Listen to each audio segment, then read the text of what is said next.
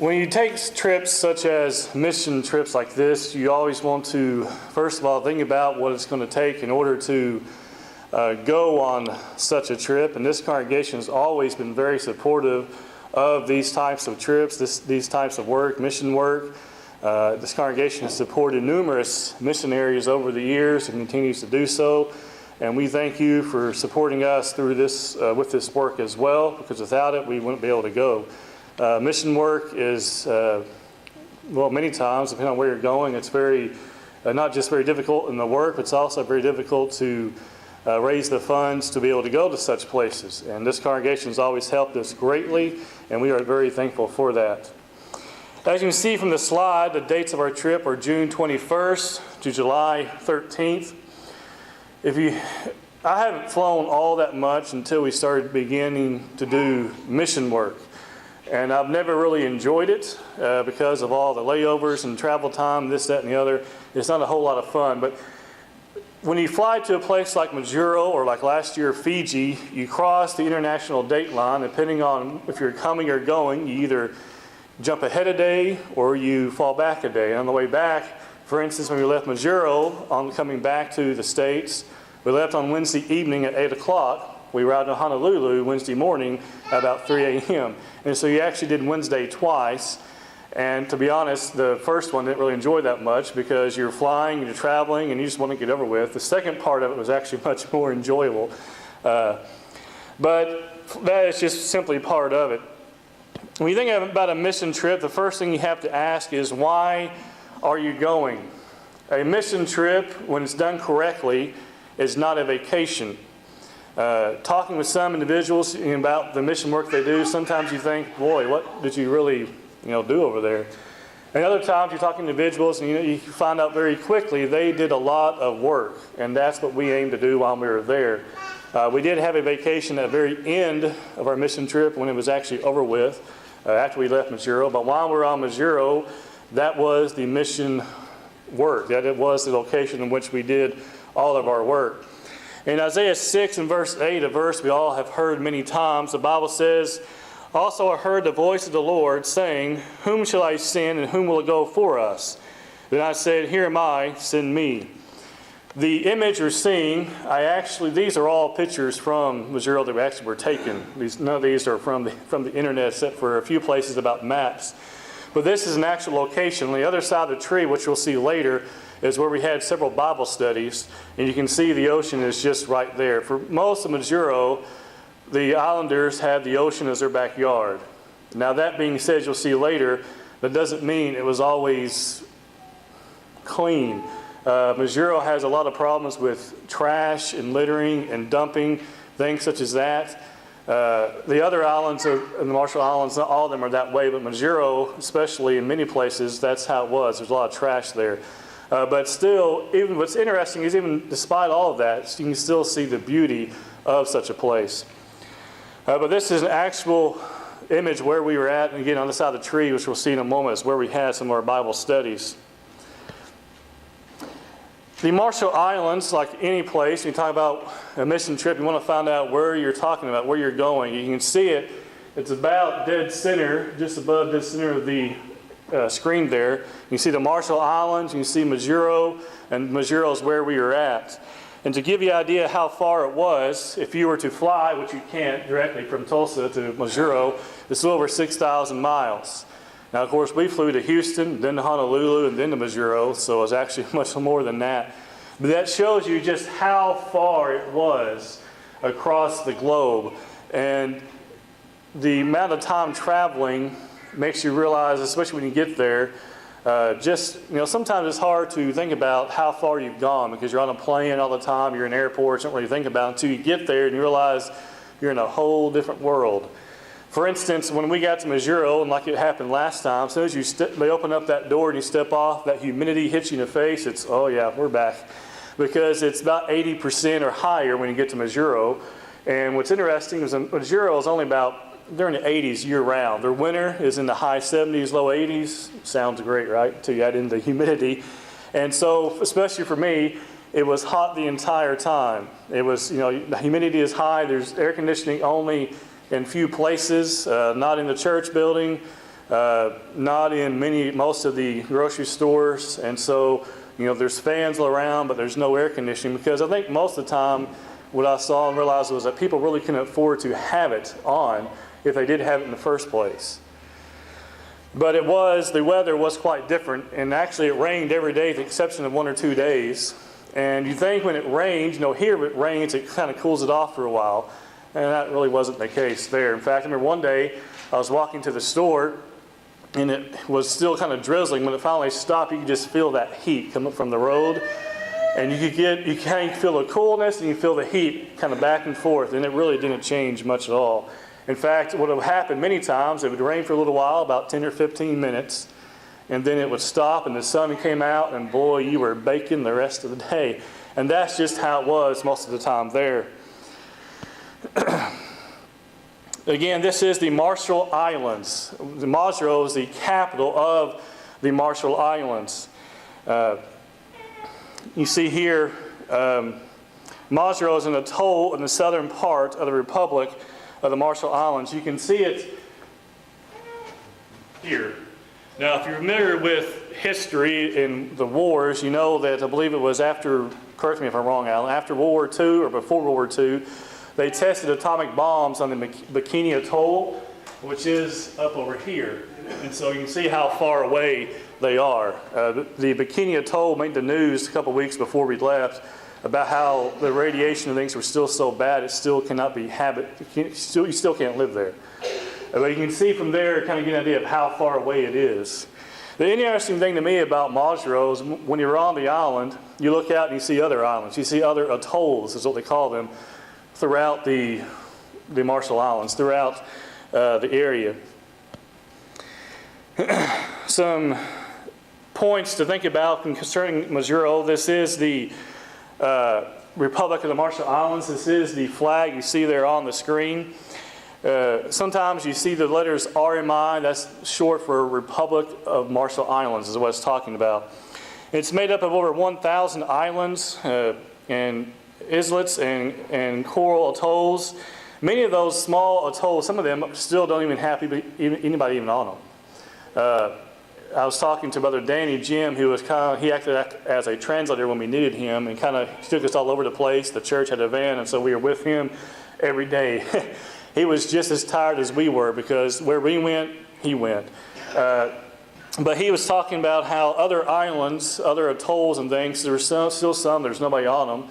And that where he is from, Arno, which is about 9 miles, I believe, north of Majuro, he said, there's a lot of forests, and there's the beaches, he says, are much, much cleaner. There's only about 1,000 people on the island. And so each island can be quite a bit different from one another. The capital and largest city is Majuro. The official languages are Marshallese and English. Many speak English, but still there's some who do not. I think some of that is probably because the education level for many is not, some of them go to school, some of them maybe didn't go to school, some maybe quit at certain points. And so the education level varies from person to person. But they still had a Marshall Islands College on Majuro. I don't know how many people were attending there, but one of the young men from the church there, Majuro, he was taking summer classes there at the college in the Marshall Islands. Population of Marshall Islands is 53,000. The population of Majuro is 27,000. Now Majuro, and I don't know about the rest of the islands, but Majuro has what they call a negative population growth, which means people are leaving. When I was there last time, Danny told me it's roughly about 20 people per day.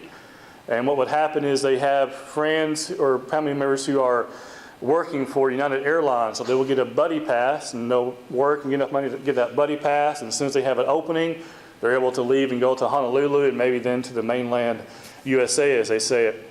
And so that happens constantly because there's really not much work on the islands except for with the school and the government, unless you want to drive a taxi, which seems like there's about 1,000 of them on there. There's not that many, but there's a lot.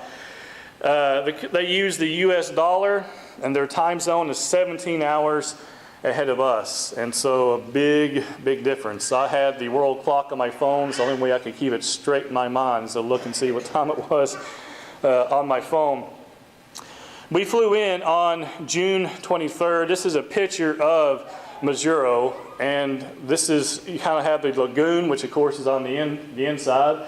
They always refer to the lagoon side and the ocean side. And they'd say the ocean side is where you're more likely to come in contact with sharks if you go out too far. I didn't venture into the water this time at all, and I don't trust people when they say sharks don't come into the shallow water, because if there's sharks there, I'm not going to get in the water, sorry. But they many times would say that sharks are less likely to come into the lagoon side, especially because of all the ships and because it's shallower water. Whatever, I didn't try it. But you can see it's kind of like a C shape, and as you go out, depending on the high tide or low tide, you can literally walk to other atolls that were out there if you're willing to do that. There actually are some YouTube videos of people doing that, walking from one atoll to the next. And when they were out there on the island, they turned around, the high tide came up, and they said, well, that's where we came across. And so they had to wait or swim across if you're brave. But this is where we flew into. And if you're adventurous, and Lisa did this before we left, you can go on YouTube and look at landing in Majuro, and you can get a first, a nice point of view of that. It's wide enough for the landing strip, and as you land, all you literally really see is the ocean, because the land is so small that it's just wide enough for the landing strip. And so you feel like you're landing on the ocean. You get out, and it's just right across the fence. And so you're landing very, very close to the water. Our team here, as you can see, is Chuck and Jody. Starting from the left is Chuck and Jody. Lisa's mom and dad. Then you have Kirk and Taylor Imran. Kirk is one of the deacons from the Church of Christ there in Shodo, and that's his daughter. That's her first time mission trip, and I found out her first time actually flying. And I thought, I'm sure that's an experience coming all the way out here for the very first time for your mission trip. And then, of course, Lisa and I and Chloe Joe. Where we stay, this is at they call it the Robert Reimers Hotel. This is one of their bungalows. Now, as I've said it before last time I talked about this, looks can be deceiving. It was very nice for the islands, and we're very fortunate to have it, because at night, at least you can sleep in the air conditioning. You're not sweating constantly. I would have been. And so it's very nice to have this place. There's actually two rooms or two places in each building. There's one on the other side of that as well. Chuck and Jody were actually on the other side of ours through the wall. And towards the end of the trip, and Chuck decided to have some fun, he just yelled through the wall and, asking us things. But anyway, that's how Chuck is. But this is where we stayed at. This here is the inside. You can see the two beds, the table there, and then the closet and the mini fridge. Last time when I went, which was in 2014, we had a mini fridge, and you had a little container that could boil water. And what we would do, what Stacy and I would do, because that's what we went with last time, we would put water in there, let it boil, then we put our can of soup or stew in there, and we heat it up that way, so we didn't have to eat out quite so much. Well, this time, that little pot was gone, so all you had was your mini fridge and a coffee pot. Now, there's only so many things you can do with a mini fridge and a coffee pot. And so we had to eat out a little bit more than what we wanted to. And I say that we had to because there were several restaurants there on the island, but it doesn't mean that you're going to, if you go to a restaurant, it doesn't mean you're not going to find something that doesn't upset your stomach. That's always a possibility. I think even here in the States, it's always a possibility. And so you could always find something you're not careful. Maybe you just had bad luck and there's something you get back to the room, you're not feeling very good. It didn't matter if you bought it from the store or in the restaurant. There's always that possibility. Well, this is the part of our room. Here we have, you turn around, you can see the bathroom there. You can see the air conditioner up on the wall. And then the bathroom here. What was interesting is most nights when you got back to the hotel and got ready to take your shower, Chloe would always see a gecko on the outside on that screen. And well, one night it got inside the shower. And so, there's all kinds of things that can happen in Majuro. Last time I went, we had swarming termites that came in one night, and we had to switch to our room. But this time that didn't happen, thankfully. We did have problems with the power going out sometimes. Sometimes there was no water, things like that. But for the most part, it was short-lived. We did a lot of laundry there in our rooms, washing it, rinsing it, hanging it up. But if you remember, I said it rained every day. Every time we did laundry, it seemed like it rained. And so what do you do? Eventually, we had to go to the laundromat towards the end of our trip just to dry our clothes. But anyway, that's our room there, in the bathroom there. This is one of the correspondence courses, or this is the correspondence course postcard we took with us from the Pacific Islands Bible College. Again, the classes we taught, and we really were working with the Pacific Islands Bible College. And this is their little card they would use when we went out to hand out tracts. And it says there on the card, it says free in bold, because in the islands, even in Fiji, when denominational people went out, sometimes they would charge, or even change a little bit for a brochure, for a pamphlet, for a tract. They might ask for a quarter or something. And so when he said free, it would really get their attention. And so that's why he put free really big on the top of that. And it just talks about their chance to partake in a Bible correspondence course. And here are some of the tracts we took with us. If it'll change here. There we go. These are from Alan Webster. Now, Brother Stacy had actually sent a bunch ahead of us. I didn't know that till we got there. I think he may have forgotten. So when we got there, was already a box of stuff there waiting for us.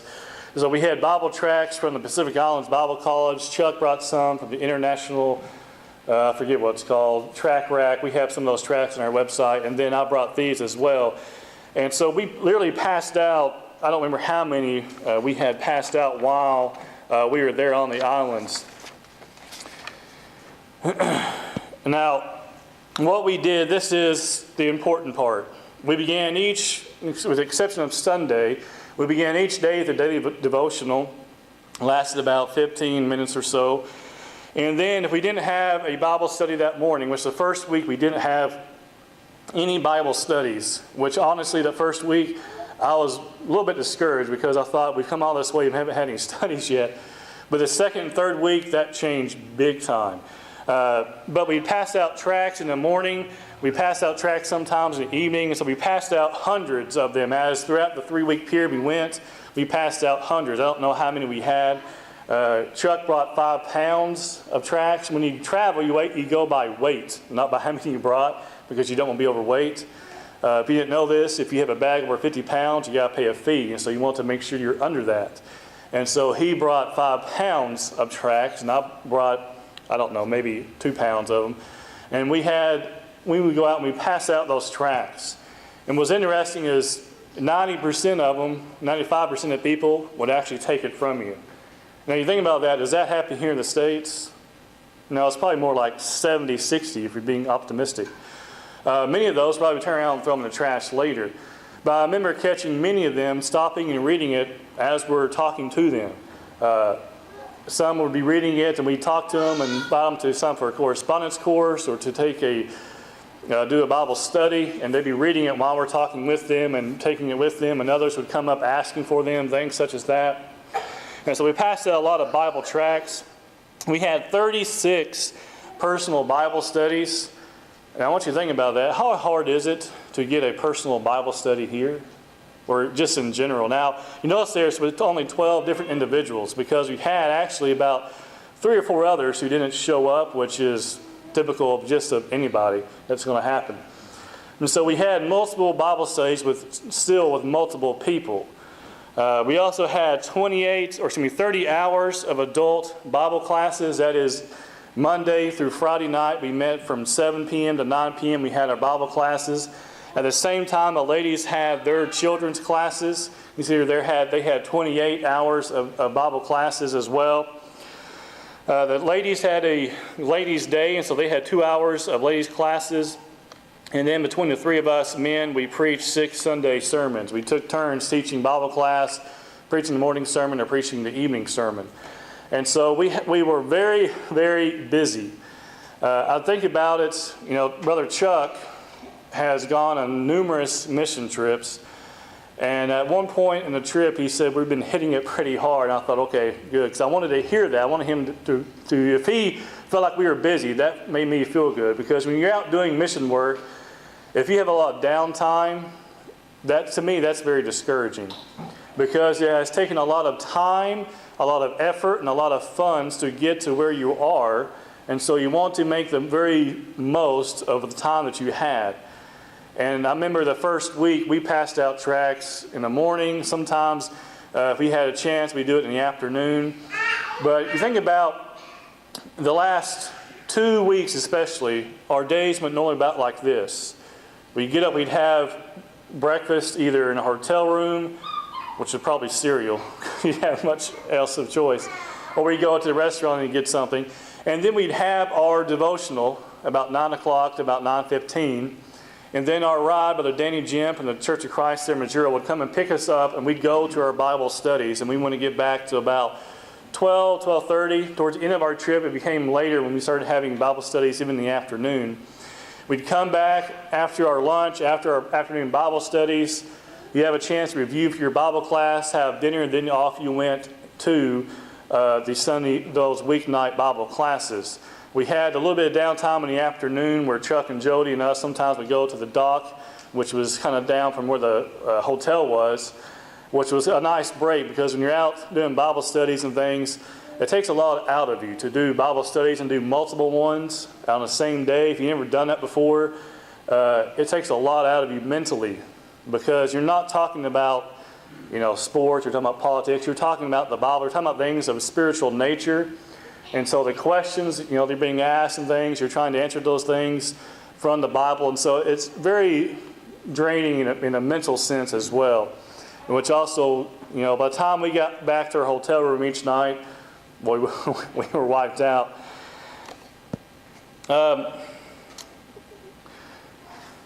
This is where we had our devotional. This is on the property of the hotel that we were staying at. And we would meet in there and have our devotional. Each of the men would take turns doing one, and we'd sing songs and have prayers there each morning. And this is one of the times we were out passing out Bible tracts. You can see me there in the shorts. Across the street, it's kind of hard to see, but right over here is Chuck and Jody. In front of me, if you can see them, is Chloe, and then that's Taylor there in front of me to the left. And we were out passing out those tracts. Now, in Majuro, we did it for usually about an hour and a half at a time, because it only took that long for everybody to be, one, soaked with sweat and worn out, because you're in the heat the whole time, humidity. And so sometimes, after we did it in the morning, we had extra time, especially towards the end of our trip. We'd go out in the afternoon a few times to pass out tracts as well. But we covered, as I'll show you in a moment, we covered most of the island that we were on by passing out these tracts. This is, you remember the tree I showed you earlier, this is the other side of it. That is myself and Lisa, and this is actually Danny Jim's sister, Mina, who we were studying with, and her husband will join us later. And we studied there underneath the tree. Some days we studied in the van. And I was thinking about that. Sometimes in the States, people will give a lot of excuses for why they can't do a study. Sometimes they say, well, you can't do it here at my home, maybe because, so-and-so was sleeping, or, house is a mess. I can't come up to the building. We did it in a van, under a tree, wherever we could, that we could set up a Bible study. And Mina and her husband, who you'll see in a second, when we got there, Brother Danny told us, he said, they haven't been to services in about 3 months. I've talked with them, could you go and study with them? Many times that's how some Bible studies happen, is he had someone else he already had contact with, wanted us to go and talk with them. And the reason for that is he told me on this trip, which I never heard before, he says, it's very hard for some Marshallese to listen to other Marshallese people. I never really thought about it that way. And so I kind of think about like when someone has a gospel meeting and a guest speaker comes in, and they say something we've heard a million times, but they say it in a slightly different way, and what happens? We are affected by it. Now, this is me, and this is to her husband, Majuro. I'm probably never going to say that name right. I used to add an L to it. He hadn't been coming either. Neither of them had been coming. And the first study I had with them, Lisa wasn't there, but the rest 5 or 6 we had, she was there. They told me that they had been sitting at home reading their Bibles, and they thought that was enough. Now, and think about that. Have you heard that before? I've heard it before. And what I'm reminded of several times is that the people, no matter where you are, people have the same problems, the same questions, the same ideas about things. A lot of us here in the States have as well. And so we talked with them. I studied with them. She said they understood that wasn't right, that wasn't enough. Well, the next Sunday they weren't there. And so that following, I think it was the following Monday or Tuesday, that Lisa and I came. She came with me, and we studied with Mina and her husband. And I believe it wasn't the last study we had, maybe the study before our last one, that he really realized that he needed to repent. And he asked, he said, first he asked, do I have to be in services? Do I have to be at the church building to repent? And we talked about that and realized, no, you don't have to be in a certain location to do those types of things. And then he asked, well, if I repent and the Lord forgives me, can I come back and partake of the Lord's Supper? Which made me think, and I think we talked about this last week, that he realized what it meant to examine yourself, lest you partake of the Lord's Supper in an unworthy manner. He knew exactly what that was talking about. Why else would he ask that question? And so we prayed with them there. And then that Sunday they came back and they were restored. And I think they came the following Sunday as well. I think that there were 2 Sundays while we were there. And I haven't heard anything different, but so far they have come back and been attending as they should. Something we learned, or I learned anyway, in the islands, that some individuals, some men were under the idea that when you come to worship services, that if you weren't in a leadership position, that you weren't pleasing to God. And so that's something I talked about with Majuro. That's something I talked about with George, he's not on the slides. And was that, well, if I come and I'm not serving and the Lord isn't with me, why do I need to be here? And so we talked about how coming to services isn't just about serving in a leadership position, though if you desire to do so, we should work towards that. But we need to be there because we are all active participants in the worship service. And that really clicked with them and helped them understand. And so that was kind of a new one that I haven't heard before. But nonetheless, this is Mina and her husband, who, like I said, were restored while we were there. This next one, this is Chuck with Danny. Jim is there in the blue shirt. He was our interpreter. And the person he's studying with, his name was Brinson. And he studied with him that day. Unfortunately, he wasn't able to set up any other additional studies with him, which, islanders many times are not any different from us here in the States. We have people who will say things, want to be there, and then they don't ever actually do that. And so that was the case there with him. And I think we had 2 or 3 others who did exactly the same thing. I know we tried to meet 2 people at the church building. Lisa and I did, and it never happened. And so we still try to do that, regardless of the decisions that they made as well.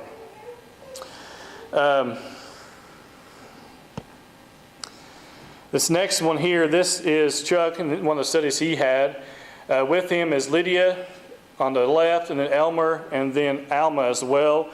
He studied with them, I think 5 or 6 times. He had 12 studies on his own. And then I think Lisa and I and myself had 11 or 12. And then Kirk and his daughter had a few as well. Kirk and his daughter actually studied with these individuals as well. What's interesting was, I believe it was Lydia on the left, who during the first study, she wasn't actually in the study. She was just in the kitchen preparing things. And she was listening to what they were talking about. And the next time he came, she joined the study and began to study with them. And so you never know what could happen during a study. And so it was nice that she did that. This is a picture of the church building. As you can see, it's bright green. A lot of places, a lot of homes sometimes will be painted, sometimes they're not. You notice the little grid, the little bars on the windows. Majuro really isn't known a lot for crime, though Bojo, who you saw earlier with me and Mina, his wife, he drives a taxi, and while we were there, one night he's out driving his taxi, his wife was with him, and the drunk guy who was in his back seat reached up with a pin and stabbed him in the back of the neck, and his wife got out and ran, and the guy got out and chased his wife. Well, luckily she went to the police station first, and they caught the guy and all this. And so it was very interesting. You know, you never know how things are going to work out, because when we talked about that in the next study about how we don't know what's going to happen the next day. And, you know, in some ways that may have worked to our advantage. But of course, you hope it's not in such a violent way. But nonetheless, they have bars in their windows there. Again, no air conditioning or anything like that. But they do have, of course, lights and fans and things, which we'll see here in a moment. This is myself teaching Sunday morning Bible class. This is that first Sunday morning. You can see the fan there. Here is Lisa and Jody and their translator, Elma, who was with them. She was in every children's class with them, I believe everyone, translating for the children who did not understand English. Now, the children's classes went so well. I think the first night they had, I want to say like 8 kids or something. And then it jumped. It kept growing by 5 to the point that one night they had as many as 42 children there. Now, take that and take a normal classroom about our size, put a window in it, and take out the AC, and that's how their class was. And so you have all these kids, 3 adults, and a little fan, and they're sweating, but they're in there every night learning about God, singing praises to God. And it was very encouraging, because where they are at, just to the right of them is the door to the classroom. So during our class, our adult class, you hear the children singing. And that was always very encouraging to hear those 40 voices of children singing praises to God and learning about Him each and every night. Again, this is their classroom. This is Lisa teaching with the kids there. They just piled in. I mean, more and more. We'd be starting teaching class, and we could walk outside, say, class time, and kids would come in. For the next 10 minutes, kids would come in, just off and on, until it just filled up in there. This is Chloe Joe with Ceslina and Daylin. And she made a lot of little friends there. It's always nice that she's able to meet children from other places who have other different culture, and to be able to make friendships with them. Next, here is Lisa teaching during the Ladies' Day. The ladies had more present than the men, and so the men met in that tiny classroom off to the side. I think there was just 3 or 4 of us. I think they had maybe 10 or so in their ladies' class there. And so Lisa, Jody, and Taylor all taught that Saturday morning. The Emrines, Kirk and Taylor, left after 2 weeks. We were there for 3. They left after 2. And this is a picture of the meal we had for the church had for them before they left. You can see pizza there, fried breadfruit. That's what's on the left. This yellow stuff. You'll see a closer picture in a second. The green is the tangerines. Then you have banana pie, which I never tasted banana pie before, and that was, you will have loved it, man. It was good stuff. Then you had boiled breadfruit, which is, it's kind of back here in the back. Looks like potatoes. That is boiled breadfruit. Breadfruit, they can prepare a lot of different ways. Then you had spaghetti. You had coconut balls, which was coconut rolled up in the ball and rice on the outside. Then you had fried fish patties, and they had some fried chicken there as well. And here is a picture, I think this is Lisa's plate. And this is, the yellow again, that is the fried breadfruit. And that patty there, that looks like tuna patty they had as well. And then some spaghetti and rice, a rice ball, and some beef there as well.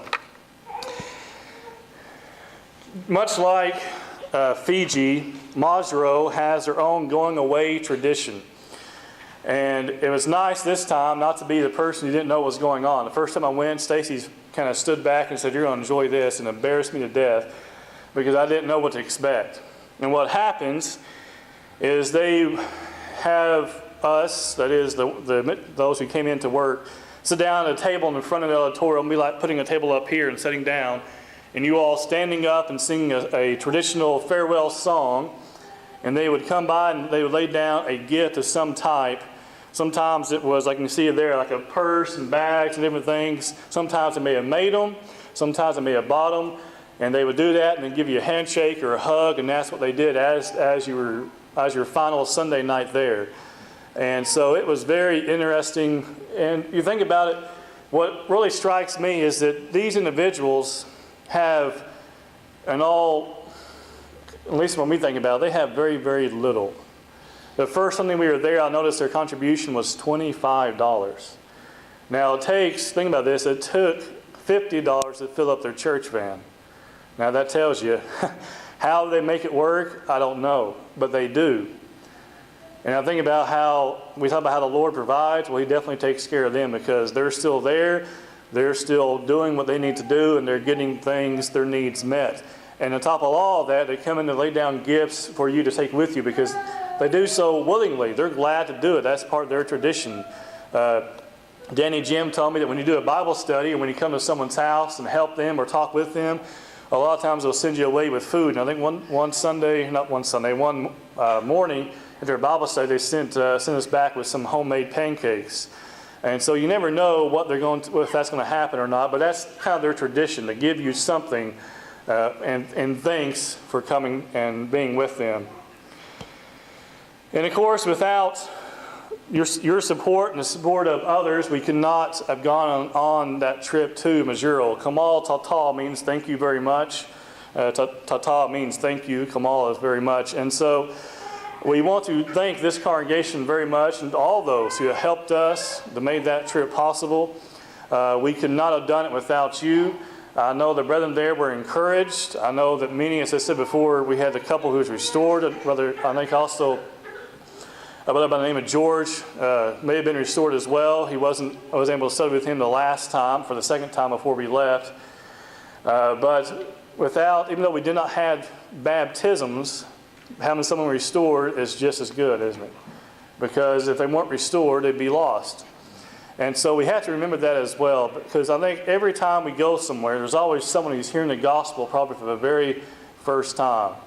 And I think some of those individuals we talked with and studied with, that was most definitely the case. Majuro is not without denominations. They have a lot of Assembly of God there, Baptist, Mormon, things such as that. We actually had sort of a Bible study. We were out passing out tracts one day, myself, Chuck, and Kirk, and we came upon some Mormons. As I said before, I think last week, who were drunk, and they wanted to talk about the Bible. Well, we did so for about 10 minutes, and Chuck, who was talking with them, said, when you sober up, come to Bible class, we'll talk about it more. Well, that never happened. But at least we tried our very best to give them a chance to learn the truth and to come to the knowledge of the truth. And so I'm going to stop there this evening.